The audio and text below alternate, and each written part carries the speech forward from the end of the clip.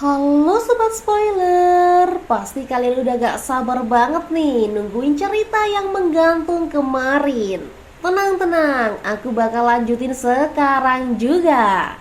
Jangan lupa siapin cemilan dan tetap stay tune sampai akhir video ya. Kita lanjut di episode 164 dengan hitungan mundur. 3, 2, 1. Episode sebelumnya ditutup dengan ketegangan yang mengendap. Sebuah pernyataan dari Bausan menggantung di udara, mengandung bobot yang luar biasa. Informasi yang ia bagikan bukanlah sekedar desas-desus murahan. Bagi yang memahaminya, kabar itu bisa mengguncang fondasi jiwa. Dengan suara tenang namun penuh tekanan, Bausan mengungkapkan bahwa pohon kuno Bodhisatwa telah muncul kembali. Para ahli yang hadir sontak terdiam. Tak satu pun dari mereka menganggap remeh kabar ini. Pohon tersebut bukanlah pohon biasa, melainkan salah satu dari 3 harta karun alami tertinggi di benua Doki. Dikenal sebagai pohon reinkarnasi pengetahuan. Ia merupakan entitas kuno yang muncul hanya sekali dalam 1000 tahun. Menurut legenda, seseorang pernah mencapai tingkat doseng hanya dalam 5 tahun setelah menelan jantung pohon tersebut. Sebuah kecepatan yang bahkan dalam sejarah dianggap mustahil. Bahkan benih pohon yang tingkatannya hanya sedikit di bawah jantung Bodhisatwa memiliki nilai luar biasa. Ia dapat memperbesar peluang seseorang untuk menembus ke kelas doseng, sebuah pencapaian yang biasanya memerlukan puluhan tahun pengorbanan.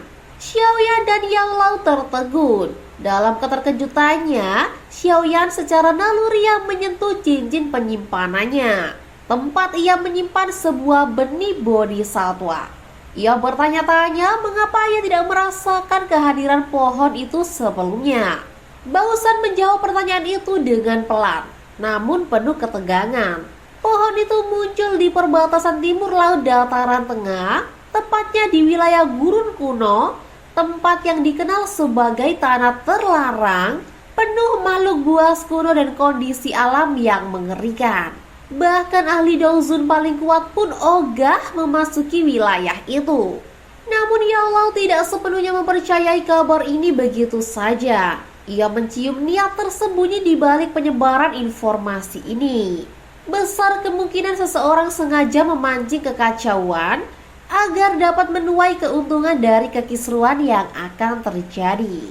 Begitu pameran dagang spasial berakhir, Yang Lao memutuskan satu hal. Pohon itu harus mereka cari. Nilainya terlalu besar untuk diabaikan. Tapi sebelum itu, mereka punya urusan lain. Merebut fragmen peta Purifying Demonic Lotus Flame dari seorang pria kurus yang ternyata adalah bagian dari 3 iblis kalajengking tua dari Sekte Cloudtrain. Sekte Cloudtrain bukanlah nama asing bagi Yang Lao. Ia mengenal mereka dengan baik. Kekejian mereka telah melukai banyak nyawa. Sekte ini secara sistematis memperbudak murid perempuan berbakat.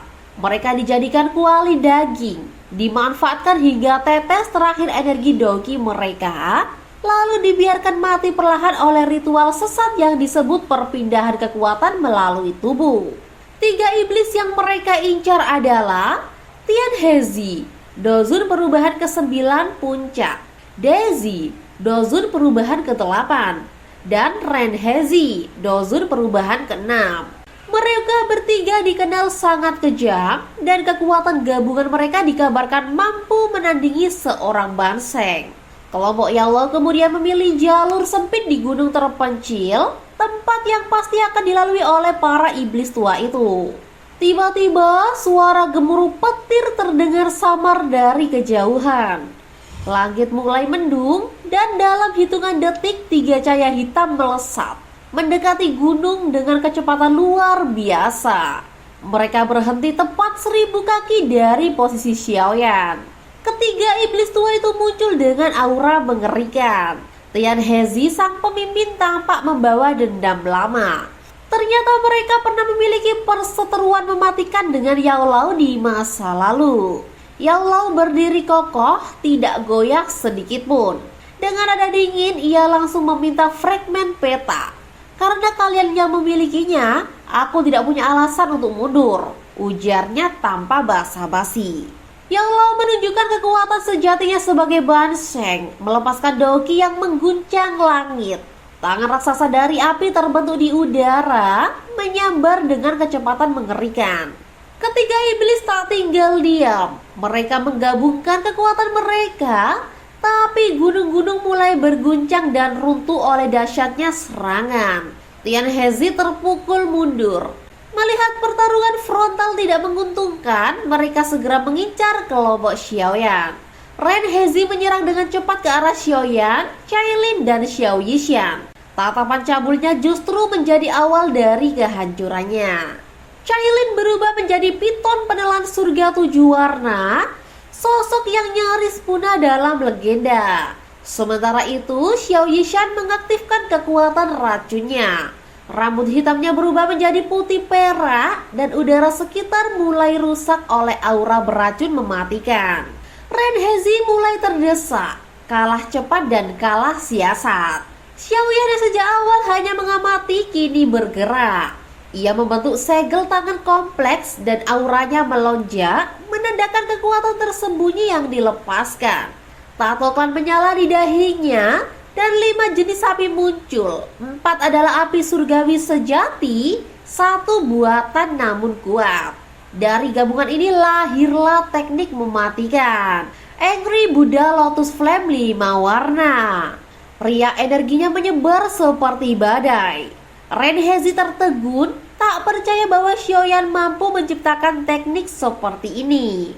Ia melancarkan serangan balasan, menciptakan ular spasial hitam yang meluncur seperti kilat. Namun Cailin mencegahnya dengan petir 7 warna. Xiaoyan lalu melepaskan teratai 5 warna. Ren Hezi mencoba bertahan dengan lonceng perlindungan raksasa, namun gagal. Teratai api meledak, menghanguskan pegunungan dan mengubah wilayah ribuan kaki menjadi gurun tandus. Ketika debu mereda, Ren Hezi lenyap dan Xiaoyan masih berdiri. Meski pucat dan kelelahan hebat, Tian Hezi dan Dezi diliputi ketakutan. Mereka mencoba melarikan diri, namun Yang Lao muncul di hadapan mereka dan menghancurkan harapan itu. Dezi terbunuh, sementara Tian Hezi dikejar dan dibunuh oleh Yang Lao. Xiaoyan memeriksa cincin penyimpanan mereka. Meski peta kuno belum ditemukan, ia menemukan gulungan teknik King Kong Glass Body. Suatu keberuntungan tak terduga. Tak lama Yang Lao kembali dengan potongan peta terakhir di tangan. Ia melemparkannya ke Xiaoyan dan pemuda itu menerimanya dengan tangan gemetar. Setelah lebih dari 1 dekade pencarian, peta lengkap kini berada di tangannya. Seluruh fragmen peta untuk menemukan Purifying Demonic Lotus Flame kini telah lengkap di tangan Xiaoyan. Sukacita yang meluap-luap memenuhi hatinya. Setelah bertahun-tahun perjalanan penuh bahaya, pengkhianatan dan pertarungan tanpa henti, impian itu kini berada di hadapannya. Yang Lao yang berdiri di sampingnya turut tersenyum melihat kegembiraan Xiaoyan. Namun keceriaan itu tak berlangsung lama. Ia sadar bahwa keributan yang mereka timbulkan sebelumnya sangat mungkin telah menarik perhatian ahli-ahli kuat lain. Terlebih lagi jika sampai tersebar kabar bahwa mereka memegang peta kuno lengkap yang mengarah ke salah satu api surgawi paling langka dan ganas, maka badai besar akan segera datang. Dengan pertimbangan matang, Yang Lao segera mengambil keputusan. Mereka harus segera pergi dari lokasi pertempuran. Ia memimpin perjalanan, diikuti oleh Xiaoyan, Cailin, dan Xiao Yishan. Begitu kelompok mereka hilang ke kejauhan, bekas lokasi pertempuran perlahan-lahan kembali tenang. Namun keheningan itu pecah oleh kedatangan belasan ahli lainnya. Mereka tampak terkejut melihat pegunungan yang rata menjadi dataran hangus, seolah disapu oleh kekuatan yang bukan berasal dari dunia fana. Ketika mereka menemukan mayat Ren Hezi, salah satu dari 3 iblis kala jengking, keterkejutan mereka berubah menjadi ketakutan dan spekulasi. Siapa yang mampu mengalahkan trio iblis legendaris itu? Pertanyaan itu menggantung di udara. Jawabannya hanya diketahui oleh mereka yang telah pergi lebih dulu.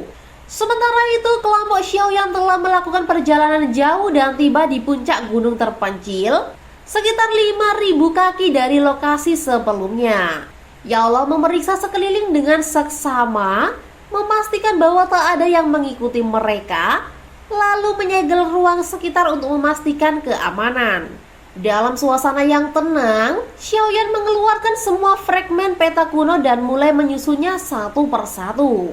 Tatapannya dipenuhi semangat seperti anak kecil yang menemukan harta karun. Namun setelah peta selesai disatukan, ekspresi kecewa muncul di wajahnya. Meski peta itu menunjukkan sebuah wilayah, garis-garisnya tampak biasa saja, tanpa rute atau penanda penting. Hanya tampak seperti coretan acak pada kulit binatang kuno. Ya Allah tetap tenang. Ia meyakini bahwa peta kuno sekelas ini pasti menyimpan rahasia tersembunyi. Atas sarannya, Xiaoyan mencoba meneteskan darahnya ke permukaan peta, namun tidak terjadi apapun.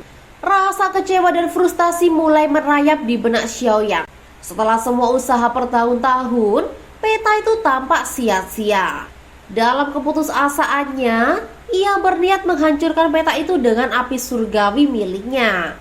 Namun tindakan ini justru mengungkap sebuah keanehan.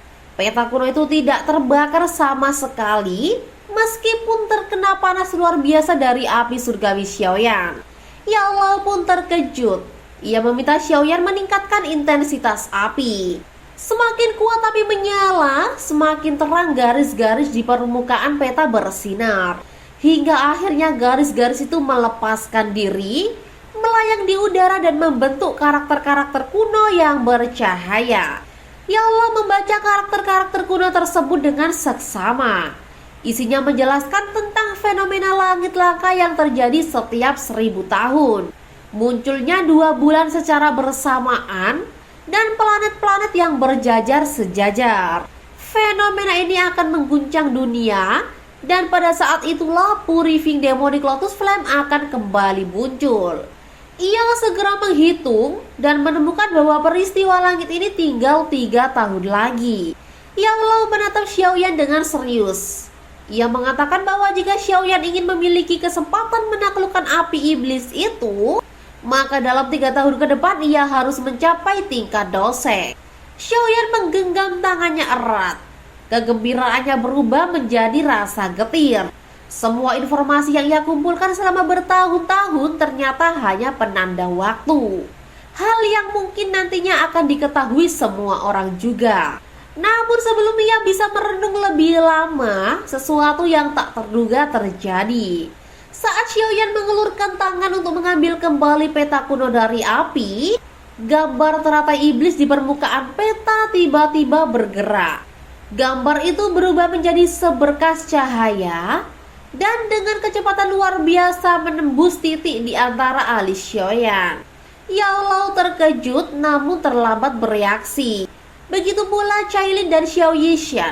Mereka hanya bisa memandang dengan mata melebar ketika cahaya itu menghilang ke dalam tubuh Xiaoyan. Xiaoyan awalnya terpaku, lalu perlahan menutup mata. Ia menggunakan kekuatan spiritualnya untuk mengamati apa yang terjadi dalam dirinya. Ia menemukan gugus cahaya putih sebesar kepalan tangan yang melayang diam di dalam wilayah spiritualnya. Benda itu bukan miliknya dan jelas terasa asing. Ketenangan gugus cahaya itu justru menimbulkan rasa dingin di hati Xiaoyan. Sesuatu yang tak dikenal berada tepat di pusat jiwanya. Siapa yang tidak takut? Dengan hati-hati ia mendekatkan kekuatan spiritualnya. Tapi saat hendak mengelilinginya, seberkas cahaya putih menyambar dan menembus pertahanan spiritual Xiaoyan dengan mudah, langsung menusuk ke jiwanya. Tubuh Xiaoyan menegang, ekspresi kesakitan muncul di wajahnya. Yao Lao langsung menekan kepala Xiaoyan dan bersiap menyelidiki dengan paksa. Namun sebelum itu terjadi, Xiaoyan tiba-tiba membuka matanya dan terengah-engah. Ia berkata bahwa tidak tahu apa yang terjadi. Hanya saja benda itu kini berada di antara alisnya dan tidak bisa disentuh sama sekali. Ya Allah menatap Xiaoyan, lalu tiba-tiba bertanya tentang usia Xiaoyan saat mereka pertama kali bertemu. Xiaoyan menjawab dan Ya Allah pun menarik nafas lega. Ia sempat mencemaskan kemungkinan bahwa Xiaoyan dirasuki oleh roh ahli kuno. Xiaoyan menyebut bahwa ia mendapat 4 kata dari benda itu. Purifying Demonic Lotus Sign. Yao Lao terdiam sejenak. Tatapannya dalam, lalu ia menjelaskan bahwa nama itu bukan nama biasa. Purifying Demonic Lotus Sign adalah ahli dari 10.000 tahun yang lalu. Salah satu yang paling legendaris dalam sejarah dan pemilik dari api surgawi tersebut. Ia dikabarkan sebagai ahli yang paling dekat dengan tingkat Daudi pada zamannya. Xiaoyan tertegun. Ia mengepalkan tangan, kagum akan pencapaian luar biasa dari tokoh misterius itu. Jika benar benda di dalam dirinya adalah peninggalan Sign tersebut, maka peta itu kemungkinan telah dimurnikan secara pribadi olehnya. Yao Lao tertawa terbahak-bahak. Ia menyatakan bahwa meski Sign itu sedikit eksentrik, ia dikenal jujur. Mungkin benda di alis Xiaoyan tidak akan membahayakannya. Xiaoyan menghela nafas. Ia tidak sepenuhnya percaya, tapi juga tidak bisa berbuat apa-apa. Satu-satunya hal yang membuatnya sedikit tenang adalah ia tidak merasakan ancaman dari cahaya itu. Yao Lao menepuk bahu Xiaoyan. Ekspresinya kini serius. Ia menekankan bahwa Xiaoyan harus mencapai kelas Doseng dalam 3 tahun. Jika tidak, menghadapi Purifying Demonic Lotus Flame hanya akan menjadikannya Buddha api, makhluk yang pikirannya dikendalikan oleh api surgawi. Xiaoyan mengerti, Buddha api bukan sekedar legenda, tapi bahaya nyata dari api surgawi tingkat tinggi. Saat ini Xiaoyan berada di puncak Dozun bintang 8. Masih jauh dari Doseng. Bahkan dengan kecepatan pelatihannya yang luar biasa, 3 tahun tetap terlalu sempit. Namun Yao Lao menyebut bahwa Xiaoyan masih punya 1 peluang. Cailin menoleh, penasaran. Yao Lao tersenyum tipis dan mengangguk. Satu-satunya cara Xiaoyan bisa mencapai Doseng adalah dengan memperoleh jantung pohon kuno Bodhisattva. Xiaoyan menghela nafas panjang. Wilayah pohon kuno itu berada di tanah terlarang kuno, wilayah luas dan berbahaya. Namun Yao Lao menegurnya. Jika itu mudah, kamu tak akan punya kesempatan untuk ikut bersaing. Ia mengingatkan bahwa Xiaoyan memiliki benih Bodhisattva yang meski tidak murni bisa digunakan untuk melacak keberadaan pohon kuno tersebut. Xiaoyan akhirnya mengangguk. Takdirnya telah ditentukan. Ia harus masuk ke tanah terlarang kuno karena dengan pelatihan biasa, Doseng dalam 3 tahun hanyalah mimpi. Yao Lao berdiri dan mengajak semua orang bersiap. Mereka akan kembali ke pavilion bintang jatuh, menyusun rencana. Jika berita tentang pohon kuno Bodhisattva itu benar, maka dataran tengah akan segera dilanda kekacauan. Dan ketika saat itu tiba, wilayah terlarang pun akan hidup kembali. Akankah Xiaoyan mampu menembus kelas Doseng dalam waktu 3 tahun? Semua akan bergantung pada takdir dan pada pohon kuno yang hanya muncul sekali dalam 1000 tahun. Nah, sampai di sini dulu ya guys. Tunggu kelanjutan ceritanya ya. Sabar guys. Jangan lupa like, share, dan subscribe supaya gak ketinggalan spoiler dan bahasan seru lainnya. Sampai ketemu di video berikutnya ya. Bye-bye.